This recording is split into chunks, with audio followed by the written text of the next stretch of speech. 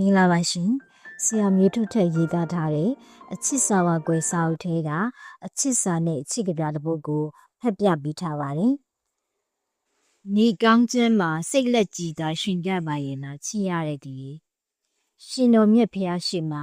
စိတ်အေးချမ်းသာစွာနဲ့မြစ်တာဖို့မျှတမ်းပေးဝေပါလိမ့်အားလုံးငြိမ်းချမ်းသာရအောင်ပေါ့တကယ်တော့အားလုံးသောသူပေါင်းစိတ်လက်ကြည်နေမှကိုယ်တိုင်လည်းရွှင်မြူးကျင်တဲ့နေလိမ့်မယ်မဟုတ်လားစမ်းကြယ်တဲ့လောကကြီးမှာအရာရာဟာတွင်တွဲခြင်းနဲ့ရှင်တွဲနေထိုင်လေးရှိတယ်ကွ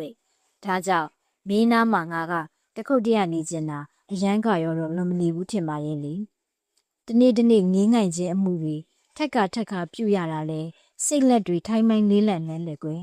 တတိယခြင်းတွေကသာငါအတွက်တငယ်ချင်းကောင်းအဖို့မုံကောင်းလူဖြစ်နေလေတော့အဲ့ဒီခံစားခြင်းထဲမှာပဲဟုတ်တော်ရှိမဟုတ်တော်ရှိပျော်မွေ့နေရတာပဲမဟုတ်လားကဲကွယ်မင်းလည်းစိတ်အညောင်းညာပြေပြောက်ပါစေချစ်ချင်းတရားကိုအမြန်ဆုံးဓာတ်ရိုက်ပဲဖြစ်ဖြစ်တွယ်ဝိုက်ပဲဖြစ်ဖြစ်သမင်လေးပြန်ပဲဖြစ်ဖြစ်စောင်းနေပြီးပြန်ဖြစ်ဖြစ်ကြည်မြင်တွေ့နိုင်ပါစေကြောင်းငါရှင်ပထဲကချစ်ချင်းအတိနဲ့စုမုံကောင်းတောင်းပေးလိုက်ပါရဲ့လေပျောက်ရှာမြေချစ်အနာဂတ်တွေအိမ်မက်ထဲမှာလဲ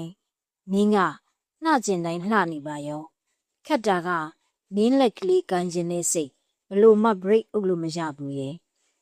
တွေးစိမ်ငင်းငိုင်ခြင်းကိုအဖော်ပြုလို့တတိယခြင်းတွေနဲ့ဘာသာမဲ့စကားပြောရင်မင်းစိတ်လက်ကြည်တာဖို့ဆုတောင်းရတာလေအကျဉ်းထောင်တော့မကတော့ပါဘူးပဲ